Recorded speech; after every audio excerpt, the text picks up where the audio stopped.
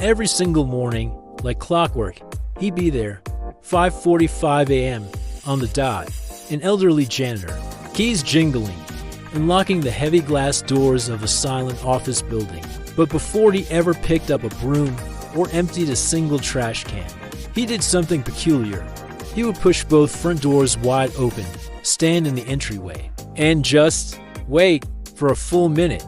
He'd let the cool, crisp morning air rush into the stillness of the building. For weeks, a young employee who always came in early watched this ritual. He was curious. What was the point? It seemed so unnecessary.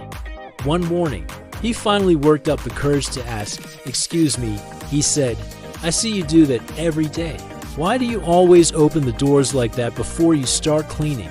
The janitor turned, a gentle, knowing smile crinkling the corners of his eyes. He looked out at the slowly brightening sky, then back at the young man.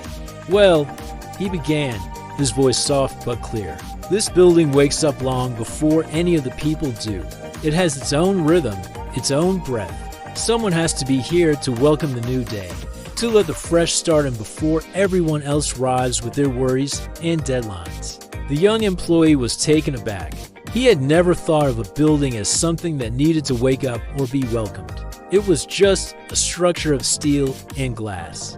He nodded politely, thanked the janitor, and went about his day. But the old man's words stuck with him. He started noticing things differently. The way the first rays of sunlight hit the lobby floor, the quiet hum of the ventilation system kicking on, the way the building felt different when it was empty versus when it was bustling with people. Years flew by. The young employee worked hard, climbed the corporate ladder, moving from one department to another, learning, growing.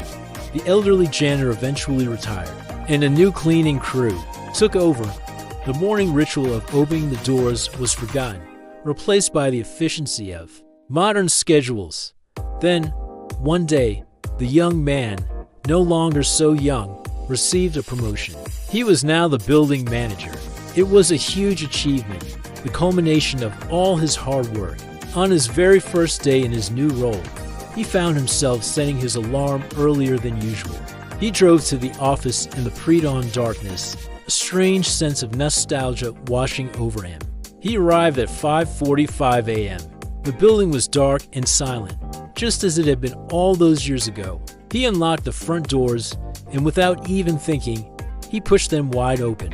He stood there in the exact spot the janitor used to stand, and let the cool morning air flood the lobby. And in that quiet, solitary moment, it all clicked. He finally, truly understood. The janitor wasn't just letting in fresh air. He was performing an act of service, of care. He was setting the stage for the day, creating a welcoming environment not for a thing, but for the people who would soon fill it. The young man realized that true leadership wasn't about being the first one to clock it, or having the corner office, or making the big decisions. It wasn't about being the first one asterisk inside asterisk the door. It was about holding the door open.